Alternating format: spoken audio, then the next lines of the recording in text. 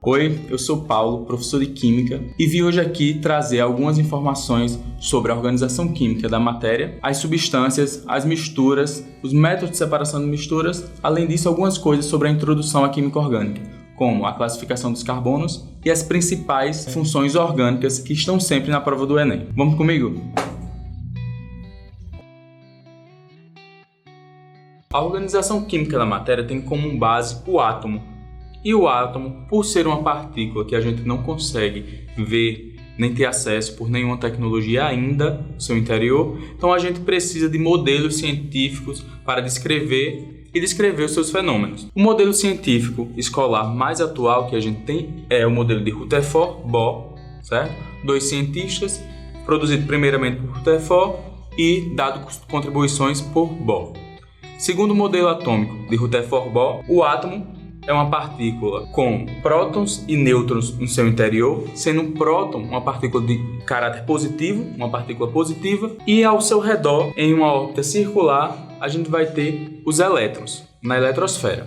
Então, para Rutherford-Bohr, o átomo tem um núcleo positivo, composto por prótons e nêutrons, sendo o próton positivo e o nêutron neutro, e ao seu redor, em órbita circular, elétrons de caráter negativo. O átomo ele é o elemento fundamental da matéria. Então, tudo que a gente tem é composto por átomos. E na organização da matéria, nós temos os elementos químicos. E o que são elementos químicos? São átomos iguais. Um conjunto de átomos iguais forma um elemento químico. Então, o átomo ele é a unidade fundamental da matéria. E organizacionalmente, nós temos os elementos químicos, que nada mais são do que um conjunto de átomos iguais. Então, um átomo ele vai diferenciar sua estrutura basicamente de outro através do seu número de prótons no seu núcleo.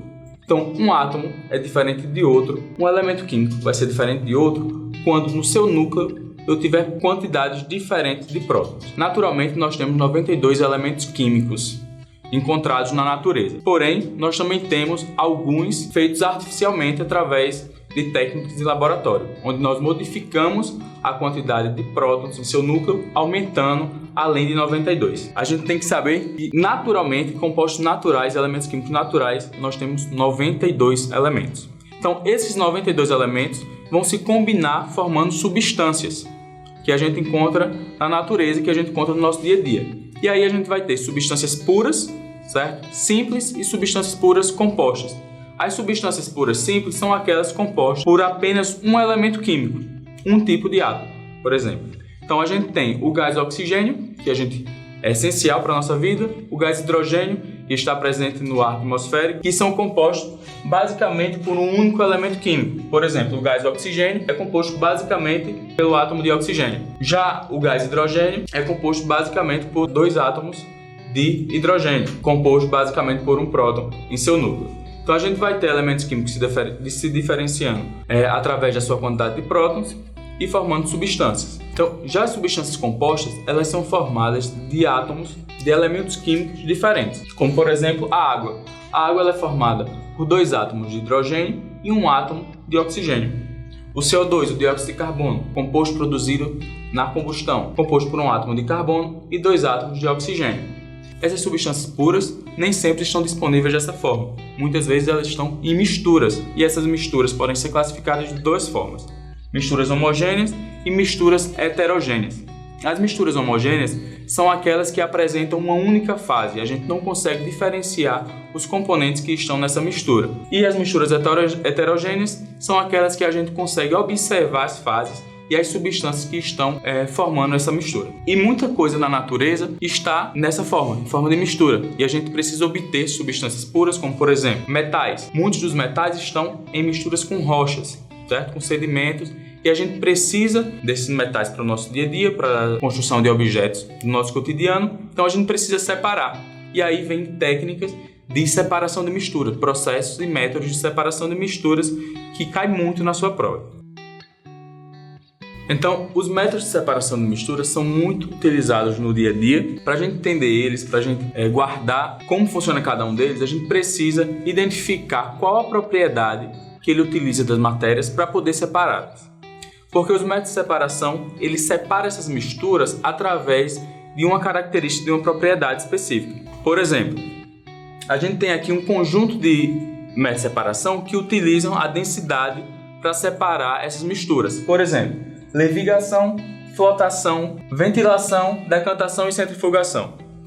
Esses métodos de separação, eles vão utilizar a densidade dessas substâncias para poder separá-las. A decantação utiliza a gravidade para separar um composto mais denso de outro menos denso. Da mesma forma que a centrifugação, só que a centrifugação utiliza um equipamento que tem uma força centrípeta para acelerar esse processo. A flotação e a levigação ela utiliza uma corrente de água para separar o que está menos denso, que fica em cima, sai na corrente de água, e a flotação ela vai criar partículas maiores para poder decantar. A ventilação, como o próprio nome já diz, utiliza o vento para arrastar substâncias menos densas que estão misturadas com algumas mais densas.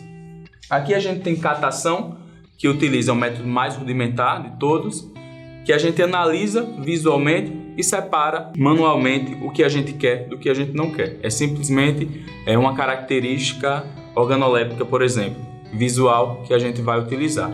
A peneiração e a filtração vai ser o tamanho das partículas da substância, e elas são utilizadas principalmente em misturas sólidos líquidos. Separação magnética vai utilizar a propriedade magnética dos sólidos presentes nessa mistura. Então ela só vai funcionar quando eu tenho uma mistura onde uma substância tem propriedades magnéticas. Por exemplo, um metal com algum não metal, onde o metal vai ser arrastado pelo ímã. A dissolução fracionada vai utilizar a solubilidade. Eu tenho dois sólidos misturados com solubilidades diferentes para um determinado solvente, e assim eu vou conseguir separá-los. Em misturas homogêneas, as principais propriedades utilizadas são o ponto de fusão e o ponto de ebulição. Na destilação e na evaporação, a gente vai utilizar o ponto de ebulição dessas misturas. Então, a substância que tem ponto de ebulição mais baixo vai ser evaporada primeiro, e a substância que tem ponto de ebulição mais baixo vai ficar retida. A diferença das duas é que na evaporação eu perco essa substância que tem o ponto de ebulição mais baixo. E na destilação eu consigo separar através do condensador. E a fusão fracionada são para misturas sólidas, onde eu vou separá-las pelo ponto de fusão. Então eu aqueço e a substância que tem um ponto de fusão mais baixo vai derreter primeiro e vai conseguir se separar dessa mistura. Na química orgânica a gente tem alguns assuntos que são básicos, estruturantes e que são muito importantes porque caem muito. Um exemplo é a classificação do carbono, certo? A gente tem o carbono é o elemento base da química orgânica e ele pode ser classificado basicamente de duas formas. Em relação à quantidade de ligações que ele faz com outros carbonos e em relação a ligações simples e ligações duplas, as suas saturações ou insaturações. A primeira em relação à quantidade de carbonos que ele está ligado. Um carbono primário, ele só vai ser primário se ele só estiver ligado a um único carbono. Por exemplo, nessa molécula aqui, esse e esse carbono são primários. Por quê? Pois eles estão ligados a um único carbono. Já o do meio, ele vai ser um carbono secundário, porque ele está ligado a esses dois carbonos. Nessa aqui de baixo a gente tem um carbono primário, porque é ligado exclusivamente a um único carbono. Esse aqui é terciário, ele está fazendo ligações com 3 carbonos.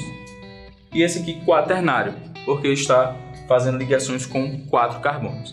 Então a gente só pode ter carbonos no máximo até quaternário, por ele ser tetravalente, só faz até 4 ligações. É muito importante lembrar que essa classificação só vale com ligações carbono-carbono. Se esse carbono tivesse ligado com um carbono e um oxigênio, por exemplo, ele continuaria sendo um carbono primário, porque o heteroátomo não vai ser contabilizado nessa classificação. E outra, saturação ou insaturação. Uma cadeia carbônica ou um carbono vai ser chamado de insaturado se ele tiver uma ligação dupla ou tripla. Se ele só tiver ligações simples, ele é chamado de carbono saturado. Se ele tiver uma ligação dupla ou tripla, ele é um carbono insaturado. Além disso, a gente tem algumas funções orgânicas, que é justamente a presença de alguns grupos funcionais que dão características e propriedades específicas a essas cadeias, a essas moléculas. As principais são, primeira, o ácido carboxílico. Um ácido carboxílico é toda a molécula ou toda parte da molécula que eu vou ter um carbono ligado a uma hidroxila, que é esse grupo aqui, OH, chamado hidroxila, e a uma carbonila, que é esse oxigênio com dupla ligação com carbono. Então, o ácido carboxílico tem que ter obrigatoriamente a ligação com uma hidroxila e com uma carbonila. Outra função muito recorrente é o álcool, muito recorrente também nas questões envolvendo termodinâmica e energia, por ser o grupo funcional de um dos combustíveis utilizados no nosso país. Então, o álcool ele é uma cadeia carbônica ligada a um grupo hidroxila, somente ao grupo hidroxila, o grupo OH. O aldeído ele vai ser uma cadeia carbônica ligada com aldeído, mas eu tenho que ter essa carbonila ligada a um carbono primário obrigatoriamente. Então, a carbonila do aldeído é ligada exclusivamente a um carbono primário, como a gente viu, um carbono que